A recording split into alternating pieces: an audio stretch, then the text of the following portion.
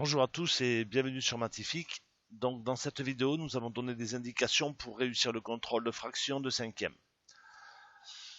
Donc, premièrement, 13 divisé par 13, je vous rappelle que 3 divisé par 3, ça fait 1. 2 divisé par 2, ça fait 1.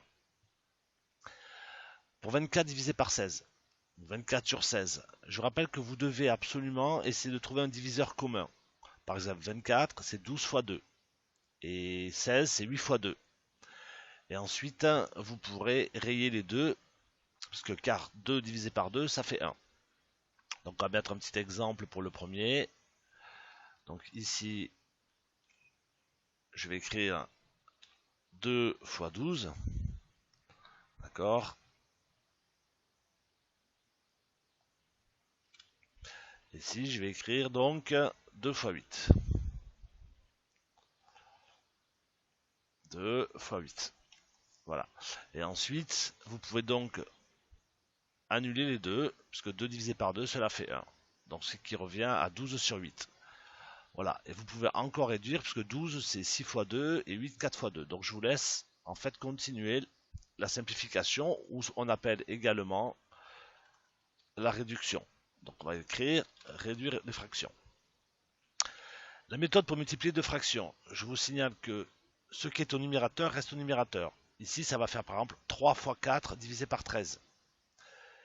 Ici, on va tirer un grand trait, ça va faire 12 fois 10 divisé par 5 fois 3.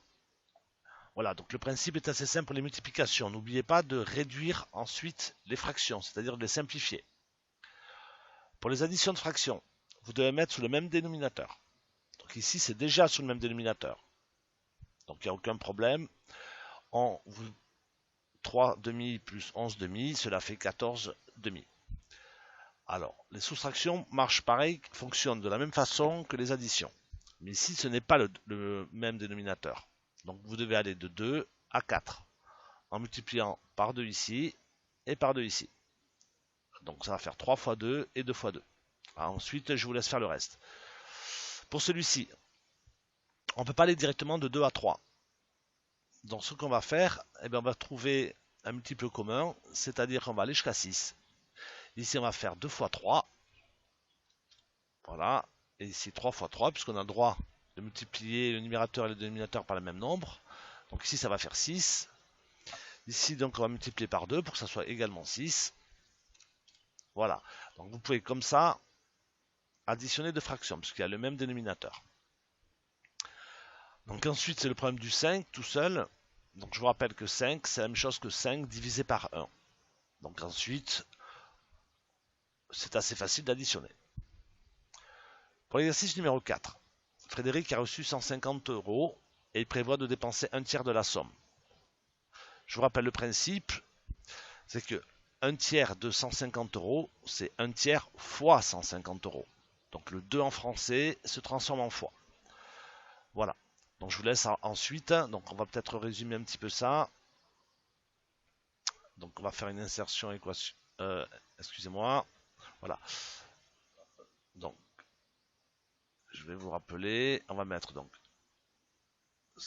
un tiers. Voilà. Fois 150 €. Donc ensuite, je vous laisse terminer l'exercice. Annie répartit son temps de travail, 1/6 pour l'anglais, 4/12 pour le français, il manque un L, et un tiers pour l'histoire. Calculez la fraction de temps de travail consacrée aux mathématiques. En fait, vous devez donc additionner ces fractions.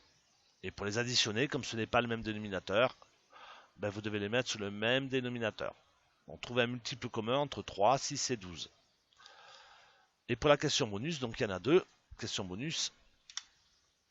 Donc ceci mélange en fait les multiplications et les additions, ou soustraction et multiplication. Donc n'oubliez pas que la multiplication est prioritaire, ici et ici.